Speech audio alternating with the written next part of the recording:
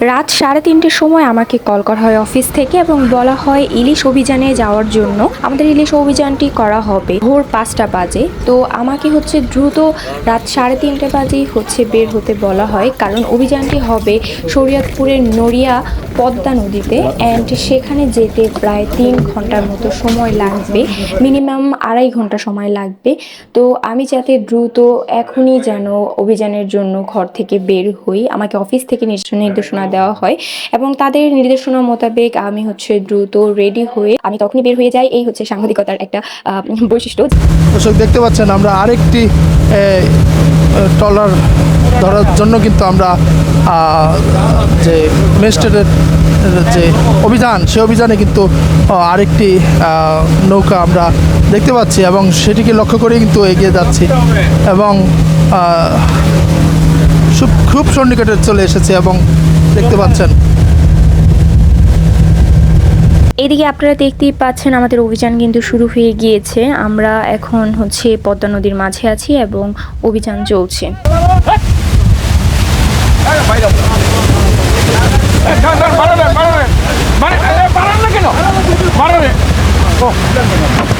আজকের ভিডিওটা খুবই ইন্টারেস্টিং, কারণ আজকের ভিডিওটা সম্পূর্ণ একটা ভিডিও, এখানে কোনো কাটছাট নাই এবং সবচেয়ে মজার বিষয় এটা কিন্তু বিহাইন্ড দ্য সিন, এখানে কোনো সিনই কাটা হয়নি। তো আপনারা এটা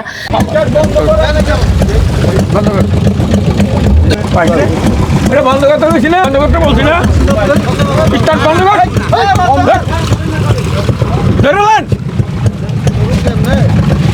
আরে যাবে কেন, স্টার্ট বন্ধ করতেছেন না কেন?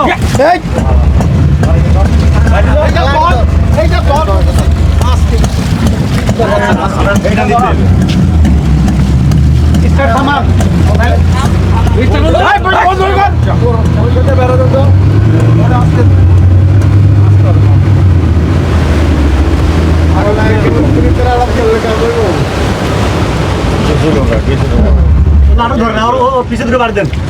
ও ওইটা বাইরে দোকানে বাড়ি এরকম করেন তো আম করে যে ভুগান ঢুকায় বাড়ি দেন না, বাড়ি দেন না খালি এই এদিকে আয়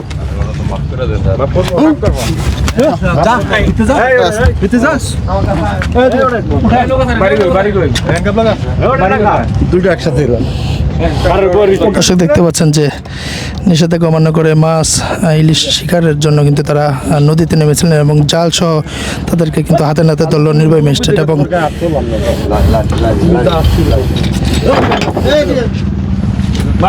হ্যান্ডকাপ লাগান দুইটা।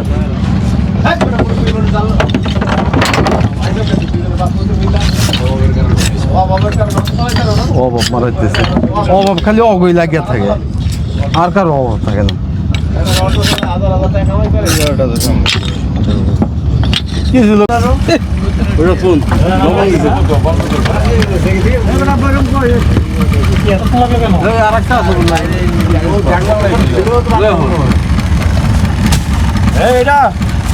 মোবাইলের কোল জানি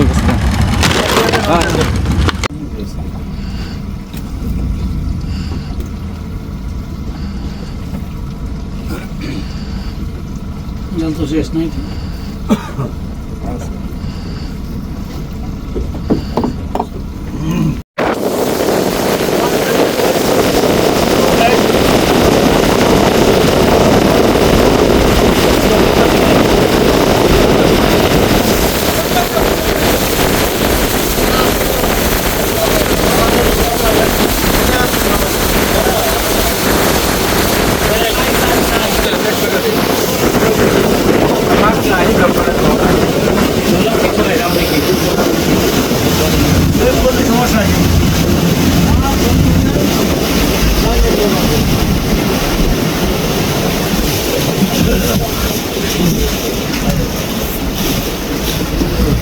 একটু এই সাইডে লোক আসতে হবে, তাহলে পানিটা পড়বে।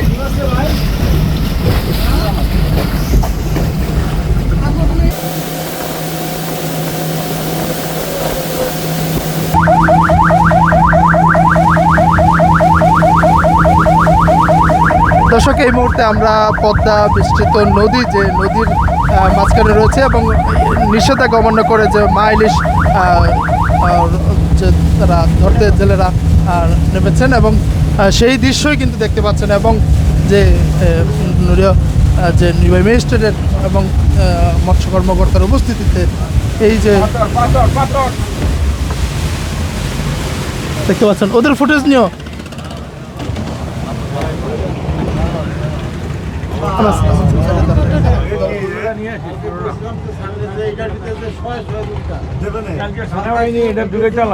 দর্শক দেখতে পাচ্ছেন যে ম্যাজিস্ট্রেট উপস্থিতি টের পেয়ে কিন্তু তারা ভিতরে প্রবেশ করেছেন। এবং এটি হচ্ছে একটি খাল, এবং সেই নদীর ভিতরে যে ছোট অভিমুখে খাল রয়েছে সেই খালের ভিতরে তারা প্রবেশ করেছেন, পালিয়ে যান এবং এই অবস্থায় কিন্তু রয়েছে। এবং দর্শক আমরা দেখানোর চেষ্টা করছি যে নির্বাহী ম্যাজিস্ট্রেট এবং যে উপজেলা মৎস্য কর্মকর্তা রয়েছেন তার উপস্থিতিতে কিন্তু এখানে ঈশ্বরকাঠি খালের মুখে কিন্তু আমরা রয়েছি এবং দেখানোর চেষ্টা করছি যে এখানকার যে অবস্থা, তারা মাইলিশ নিষেধাজ্ঞা অমান্য করে নদীতে মাইলিশ শিকারের জন্য তারা এসেছিলেন এবং বেশ কয়েকটি ট্রলার কিন্তু জেলেদের নিয়ে কিন্তু তারা খালের মুখে প্রবেশ করে এবং অল্পের জন্য কিন্তু তারা খালের মুখে প্রবেশ করেন।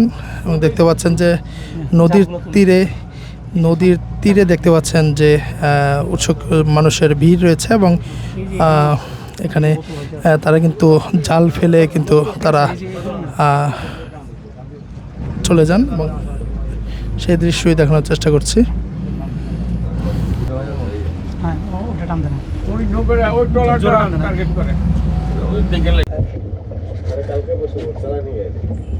মাইক্রোফোনটা খুলে গেল।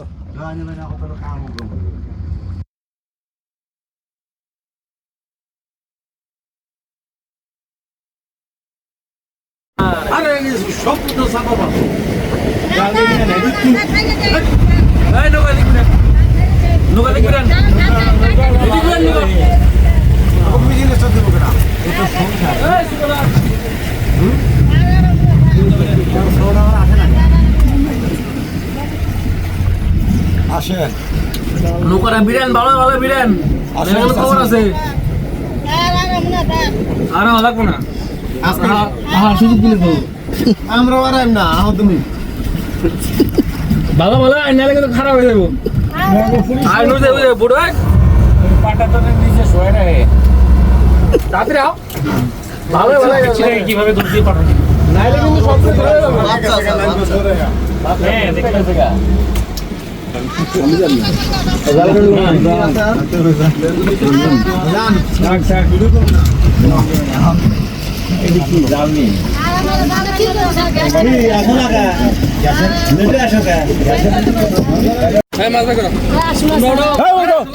মাছ দেখা এনে চাল আছে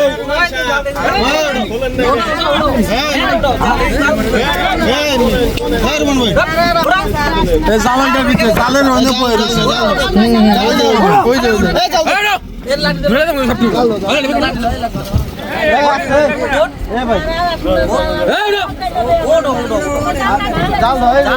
কিছু করবো না, জাল দিয়ে দাও তাহলে হবে। না জাল কাটতে দিছি স্যার। এই যে জাল আমি দেখতেছি এই যে জাল লয়ে ওই যে আমাদের একটা মাছ আর আবু না স্যার। জাল দাও মাছ রেডি দাও তো জাল দাও আর আমরা ব্যাগ জাল কাইনা লিয়ে দাও। আরে ভাই আরে ওঠো ওই উঠেন কানা হয়ে যাইবো না। ওই দূরে নামি কিন্তু পায়ে ধরে লাগাই দূরে নামি দূরে নি এই দূরে নামি একজন মহিলা নিয়ে তো তাহলে তোমরা ওঠো, ভাই জাল দাও নালে তোমরা ওঠো। ধরুন তো কোন পদ্ধতি কচুরি বনা দেখলে কেউ ধরবো না। আসলে জেলেরা মাছ ধরার জন্য প্রশাসন থেকে নতুন করে জেলেরা নিজেদের আত্মরক্ষার জন্য বিভিন্ন কৌশল অবলম্বন করে। এর মধ্যে তারা নতুন একটা টেকনোলজি আবিষ্কার করছে। কচুরি পানার মধ্যে জালটা ভাসিয়ে রাখে। কচুরি পানা দেখলে হয়তো তারা মনে করে যে প্রশাসন এটা জাল বলে মনে করবে না আর কি। তাছাড়াও জেলেরা আপনার ওই যে শিশুদের এবং বেদে মহিলাদেরকে মানব ডাল হিসাবে মাছ ধরার কাজে তারা ব্যবহার করতেছে আর কি। এইভাবে তারা নব প্রযুক্তি আবিষ্কার করতেছে, আবিষ্কার করতেছে। আচ্ছা, যে টিনের নৌকার বিষয়ে ইতিমধ্যে আমরা দেখছি জেলেরা টিনের নৌকা দিয়া মাছ ধরে। হয়তো তারা দরিদ্র, আমরা ধরবো না, এই জন্যই এই প্রযুক্তিটা তারা ব্যবহার করে। কিন্তু এই প্রযুক্তিটা তারা আধুনিক করছে, বর্তমানে টিনের নৌকাগুলিতেও তারা আপনার ইঞ্জিন সংযুক্ত করছে। এই অভিযানে কি আপনারা এরকম পেয়েছেন কিনা? হ্যাঁ, এই অভিযানে আমরা টিনের নৌকায় অনেক ইঞ্জিন পাওয়া গেছে। ট্রেনের নৌকাতে এগুলো কি এই একই ধরনের শাস্তি তাদের বিষয়ে? আইন সবার জন্য সমান এবং একই ধরনের। আপনার অভিযান কি অব্যাহত থাকবে এই বিষয়ে? আমাদের অভিযান অব্যাহত আছে এবং থাকবে। তারা যে কোনো কৌশল খাটাক না কেন, আপনারা কি সোচ্চার আছেন কিনা? আমরাও এই ব্যাপারে সজাগ আছি।